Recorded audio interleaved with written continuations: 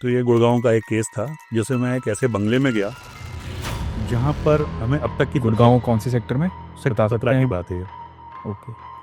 Sector 17 की बात है, बाटा चौक के पास की। जी।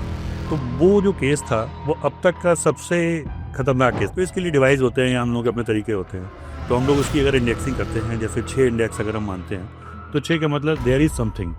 वो दिखता तो नहीं है बट आपको चीज़ें डिस्टर्ब होने लगती हैं। तो वहाँ से आपको प्रॉपर, इसके पहले जैसे 6 और 6.25 तक तो आपको एक वहम होता है कि ऐसी चीज़ें हुई या नहीं हुई। तो सर, आपका अभी तक का सबसे डेडलीस्ट और सबसे नेगेटिव एनर्जी कहाँ फील करी? कौन से कोई ऐसा क्लाइंट था आपके पास? ये 2009 का केस था। जी। तब मैंने नया नया एनर्जीज को पहचानना सीखा था। वास्तव में तो बहुत सालों से था। राइट। तो ये गुड़गांव का एक केस था, जैसे मैं एक ऐसे बंगले में गया जहाँ पर हमें अब तक की गुड़गांव कौन से सेक्टर में सेक्टर बता सकते 17 की हैं? बात है ये। ओके। सेक्टर 17 की बात है, बाटा चौक के पास की। जी।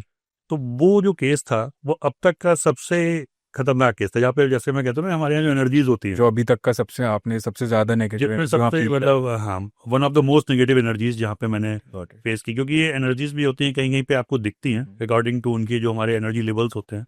सो हम लोग इसमें कैसे पता चलता है कि ये कितना हार्मफुल है? उसके एनर्जी लेवल से, ओके, एनर्जी लेवल आप पहले जैसे हम थोड़ा एक्सप्लेन कर सकते हैं? ये सिर्फ हाँ, जैसे हम लोग बीपी से जान जाते हैं कि इतना इतना बीपी है तो ठीक नॉर्मल है, है। इतना तो बीपी है तो इसके लिए भी डिवाइस चाहिए। होता है? तो इसके लिए डिवाइस होते हैं या हम लोग के अपने तरीके होते हैं। तो हम लोग उसकी अगर इंडेक्सिंग करते हैं, जैसे 6 इंडेक्स अगर हम मानते हैं तो 6 का मतलब देयर इज समथिंग।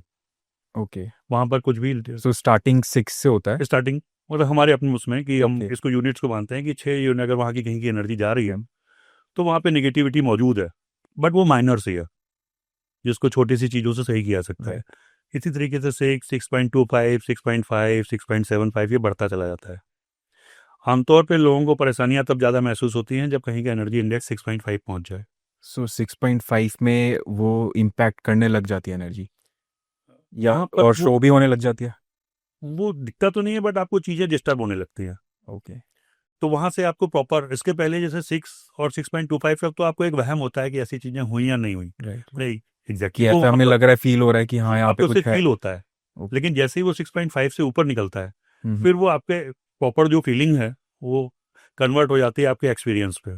तब आप उन चीज़ों को देख सकते हो, महसूस कर सकते हो। एक्सपीरियंस इन द सेंस कि घर में कुछ चीज़ हमने यहाँ पे रखी है कुछ तो वो थोड़ी ऐसी देर बाद वहाँ चीजें कहीं कुछ और ऐसी मिला है। चीजें जो कि आपके पास का कोई लॉजिक नहीं होता है, घटना घट गई आपने देख ली, राइट। बट आप समझ नहीं पाओगे। जैसे सपोज कीजिए कोई चीज़ है सामने रखी हुई है और आपको जरूरत है, उस टाइम नहीं मिल रही, थोड़ी देर बाद कोई और मेंबर आएगा या आप ही उसको थोड़ी देर बाद देख रहे हो तो वो वहीं रखी मिली। मिल रही है, राइट, राइट। बट उस टाइम आप उसे जैसे ध्यान नहीं। मूवीज में होता है, तो भूल भुलैया कह कोई। सकते हैं, इसमें कई बार लोग इसको ये मान लेते हैं कि राइट। भाई मैं चीज़ों को रख के भूल जाता हूँ, या कई बार ये घर में टेंशन का कारण भी बन जाता है कि हस्बैंड ने पूछा कि सामने तो चाबी रखी थी, कहाँ गई।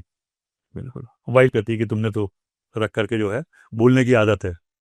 और एग्जैक्टली कई बार उसको आप इग्नोर कर देते हो, बट जब चीज़ें बढ़ती चली जाती हैं तो फिर डिस्टर्बेंस बढ़ते हैं। ओके। तो ये 6.5 तक होता है जहाँ पे लोगों को एक्सपीरियंस होने लगते हैं चीज़ों के।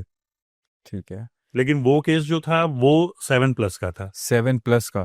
तो इट मीन सेवन उनको शो हो दिख रहा होगा उनको? 7+ की जब एनर्जी इंडेक्स आ जाता है तो आप ये मानिए कि चीज़ें विजिबल हो जाती हैं। ओके। वहाँ पर उन चीज़ों को देख सकते हैं प्रॉपर। तो राइट। तो जाहिर सी बात है कि जैसे जैसे ये इंडेक्स बढ़ता जाता है वैसे वैसे उनकी एनर्जी पावर भी बढ़ती जाती है। और